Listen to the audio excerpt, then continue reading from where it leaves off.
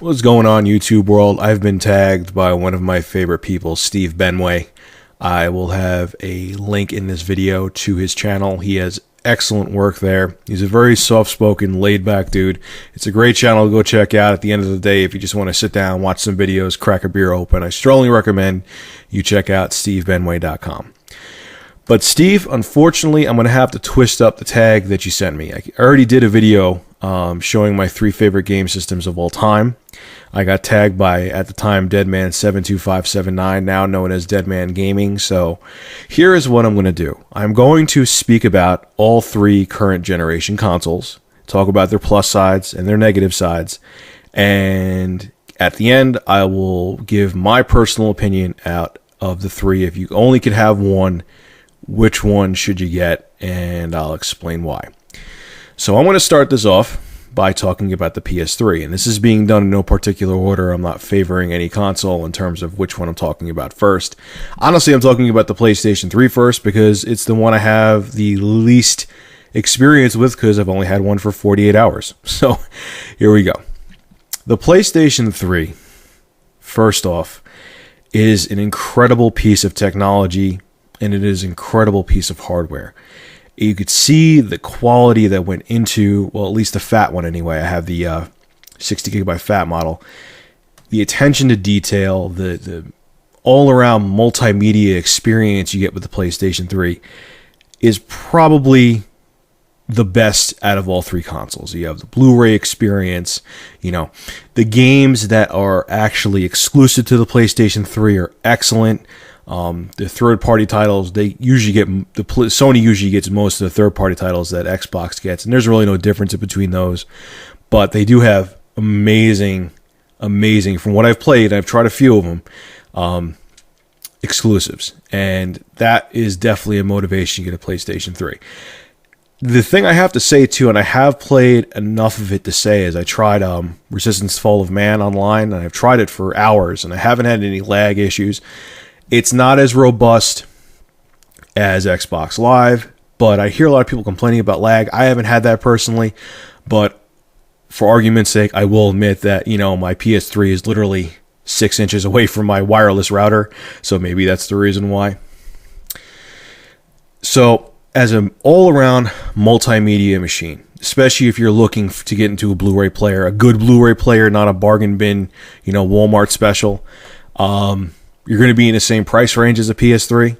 You might as well get the PS3 because not only will you get an excellent Blu-ray player, you'll get a excellent gaming machine.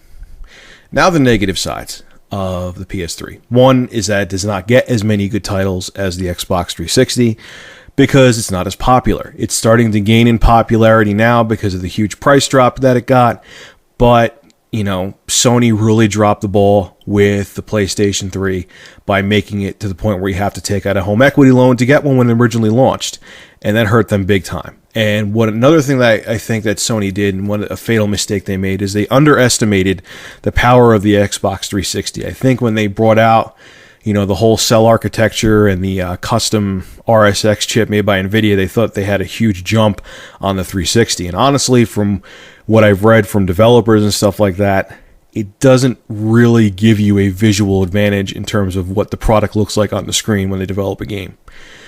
Also, too, the online store is good. They improved it a lot, and I like it, but it's kind of clunky.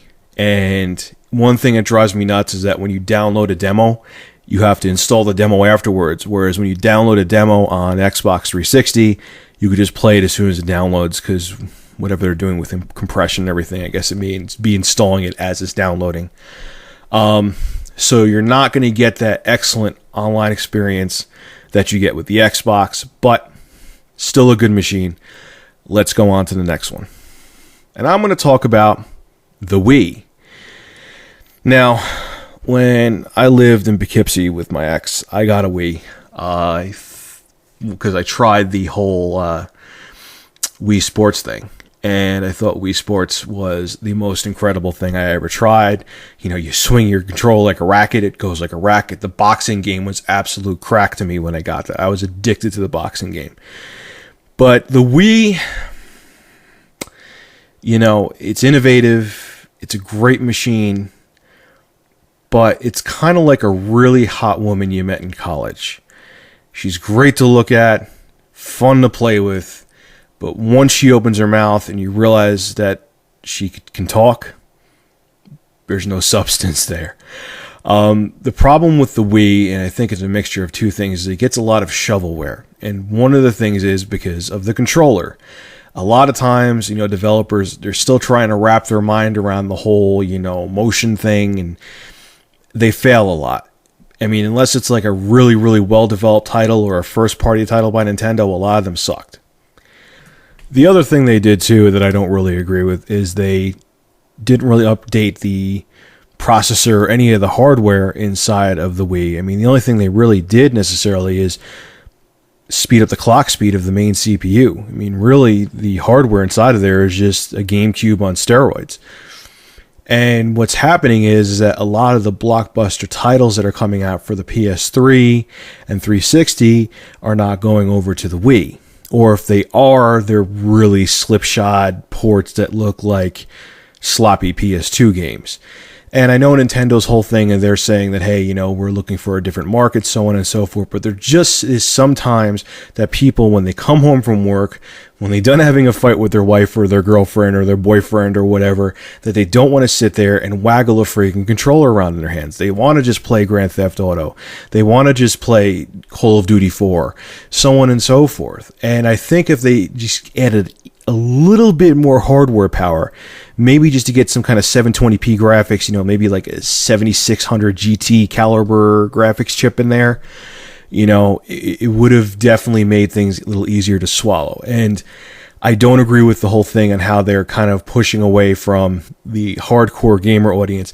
Yes, it's making them a lot of money now, but I'll tell you one thing. I know a lot of girls that I'm friends with, or family friends, or teeny boppers, or college girls that went out oh my god, the Wii thing's so cool, oh my god. And they went out and bought it, and it's collecting dust on their, TV stand. It was a gimmick. They fell into the gimmick and they bought one.